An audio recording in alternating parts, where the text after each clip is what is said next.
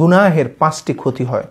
সর্বপ্রথম যে ক্ষতিটা হয়, তার চেহারার মধ্যে নূর, সে নূরটা চলে যায়, তার চেহারাটা আস্তে আস্তে কালো হইতে থাকে।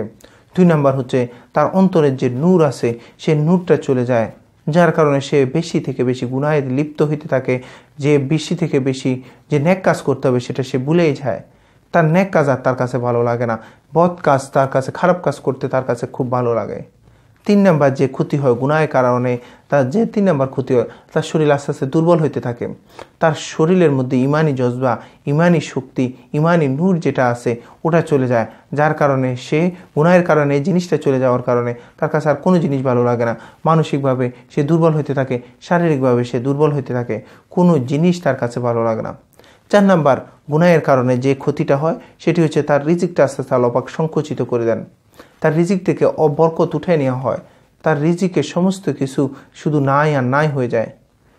মাস শেষে, বছর শেষে তার অনেক টাকা ঋণ থাকে, সমস্ত সংকোচন তার মধ্যে চলে আসে, সমস্ত বরকত তার থেকে উঠিয়ে নেওয়া হয়। 4 নাম্বার হচ্ছে রিজিকটাকে সংকোচন করে দেওয়া হয়। 5 নাম্বার এবং সর্বশেষ নাম্বার হচ্ছে সমস্ত মানুষ তাকে খারাপ বলতে থাকে। সমাজের ভালো লোকগুলো তাকে ভালো বলে না, খারাপ বলে, নিকৃষ্ট বলে।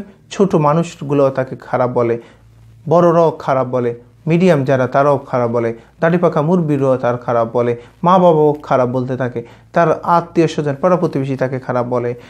প্রত্যেকটা মানুষ না, শুধু তার বন্ধু যার সাথে সে গুনাহ করে সেও তাকে তার অনদেখায়, তার থেকে একটু যদি দূরে সরে যায়, সে দেখতেছে না শুনতেছে না, এরকম অবস্থা তাকে খারাপ বলতে থাকে। এই 5টি ক্ষতি সে সম্মুখীন হয়।